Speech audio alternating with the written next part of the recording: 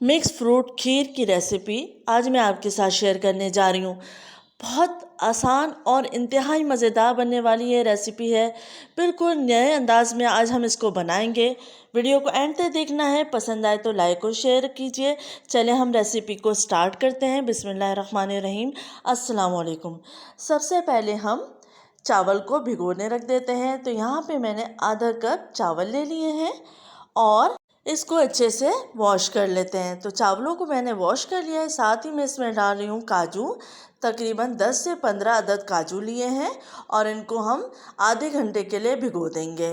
इतनी देर में हम दूध को उबलने रख देते हैं। तो 1 लीटर दूध ले लिया है और दूध को मीडियम लो फ्लेम पे उबलने रख देंगे। चावल और काजू को आधे घंटे भिगोने के बाद इसका मैंने पानी फेंक दिया है। अब मैं इसको ग्राइंडर में पीस लूँगी। साथ ही मैं इसमें डालूंगी तकरीबन 15 से 20 बादाम। बादाम को मैंने उबाल के छिलका उतार लिया था। बादाम को भी हम इस ग्राइंडर में डाल देंगे और थोड़े से दूध के साथ इसको पीस के अच्छा सा पेस्ट बना लेंगे। तो यहाँ पे पेस्ट तैयार हो चुका है। दूध उबलने रखा था तो इसमें जोश आना शुरू हो चुका है। अब हमने जो पेस्ट तैयार किया था चावलों का, वो हम इसके अंदर डाल देंगे और मुस्तकिल चमचा चलाते रहेंगे। इतना चमचा चलाना है कि ये अच्छे से मिक्स हो जाए और कोई लम्स ना बने।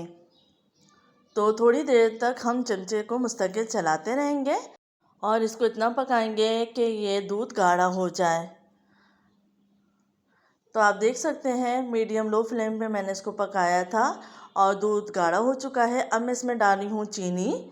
तो चीनी मैंने 1 कप के करीब ली है, आधा आधा कप 2 दफ़ा डाली है। चीनी आप अपने टेस्ट के हिसाब से डाल सकते हैं और इसको अच्छे से मिक्स कर लेंगे और सिर्फ 2 से 3 मिनट मज़ीद पकाएंगे क्योंकि दूध ऑलरेडी गाढ़ा हो चुका है। इतनी देर में ये पक रहा है, हम कस्टर्ड घोल लेते हैं। तो यहाँ पे मैंने 2 टेबल स्पून कस्टर्ड थोड़े से दूध के साथ घोल लिया है और अब हम ये कस्टर्ड इस खीर में मिक्स कर देंगे। तो बहुत ही मज़ेदार खीर और कस्टर्ड का फ्लेवर बनके ये तैयार होता है और आप इसको खुद टेस्ट करेंगे तो आप खुद हैरान रह जाएंगे कि इतनी मज़ेदार खीर आपने कभी नहीं खाई होगी।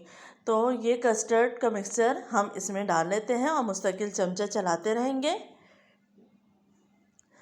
और अच्छे से मिक्स करने के बाद बस इसको 2 से 3 मिनट हम और मज़ीद पकाएंगे ताकि कस्टर्ड का कच्चापन ख़त्म हो जाए और अच्छा सा फ्लेवर इसमें आ जाए। फ्लेम को अब मैंने ऑफ़ कर दिया है और इसको रूम टेम्परेचर पे ठंडा करने के बाद डिश आउट कर लिया है।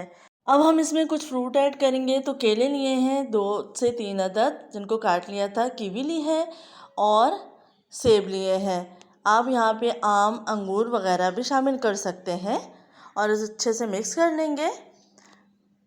इसको आप सिंगल सर्विंग में भी कर सकते हैं। तो गिलासों में निकाल लीजिए और ऊपर से फ्रूट से डेकोरेट कर दीजिए और साथ ही इसमें डाल दीजिए कुछ बादाम और पिस्ते बारीक कटे हुए। ड्राई फ्रूट में काजू और किशमिश वगैरह भी आप डाल सकते हैं। आप देख सकते हैं डिफरेंट से ये मीठा तैयार हुआ है। कस्टर्ड और खीर का कॉम्बिनेशन बहुत ही मज़ेदार लगता है। इस रेसिपी को ज़रूर ट्राई कीजिए, अपना फीडबैक दीजिए, अपना ख्याल रखिएगा। अल्लाह हाफ़िज़।